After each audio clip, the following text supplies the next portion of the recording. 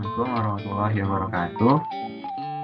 Perkenalkan, saya Danendra Fidelia Dirgantara dari salah satu kelompok di tugas besar KWN kelas 48. Dan di kesempatan ini, saya dan kelompok saya akan membahas tentang materi tentang suatu laporan yang berjudul pengaruh durasi penggunaan media sosial terhadap konsentrasi belajar remaja.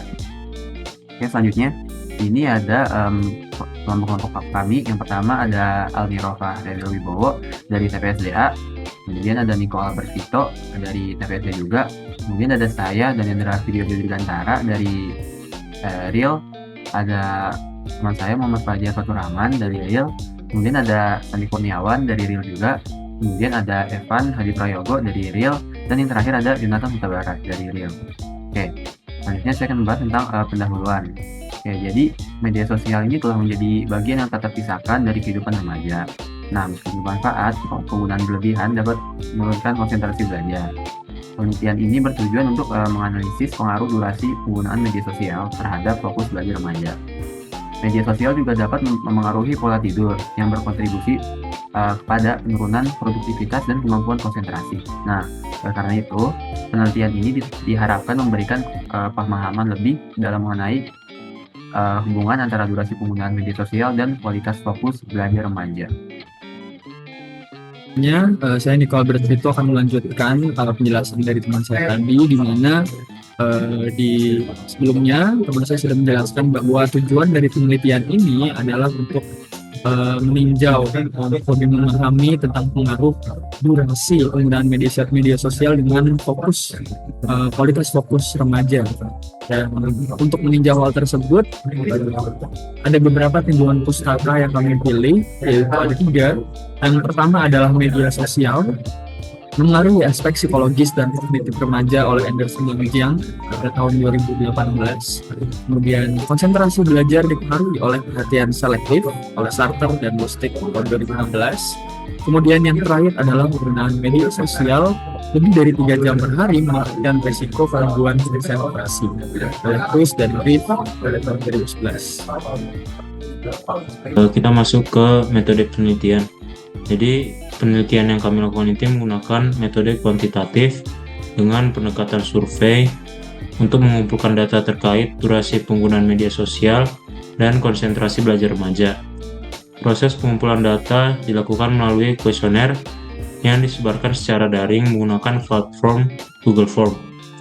Kemudian untuk respondennya, kami mendapatkan 112 orang responden yang usianya itu dalam rentang 13-18 tahun yang berada di wilayah Jatinangor, Tangerang, Bekasi, Lampung, Kebumen, Jakarta Timur, dan Depok. Kemudian untuk kuesionernya itu sendiri dirancang berdasarkan tinjauan pustaka dan mencakup 4 variabel utama, yaitu durasi penggunaan media sosial, yaitu mengukur frekuensi dan intensitas penggunaan media sosial harian. Yang kedua ada tujuan penggunaan media sosial untuk mengetahui alasan utama responden menggunakan media sosial. Yang ketiga, gangguan dari media sosial, itu mengidentifikasi frekuensi gangguan dari notifikasi atau multitasking saat belajar. Dan yang terakhir itu konsentrasi belajar untuk mengevaluasi kemampuan responden untuk fokus pada tugas akademik. Selanjutnya ada prosedur pengumpulan data.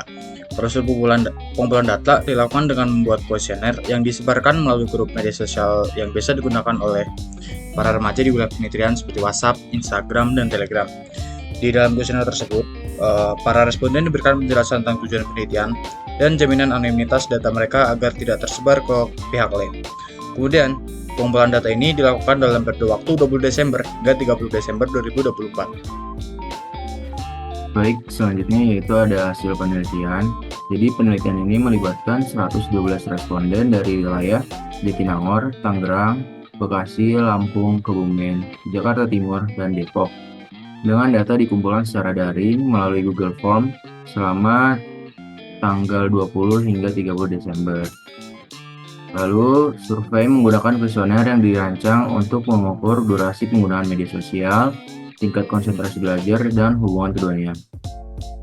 Jadi dari hasil penelitian ini, mayoritas responden menggunakan media sosial 3-5 jam per hari. Lalu platform paling populer yaitu TikTok dengan tujuan utamanya hiburan, serta mayoritas merasa terganggu oleh notifikasi saat belajar.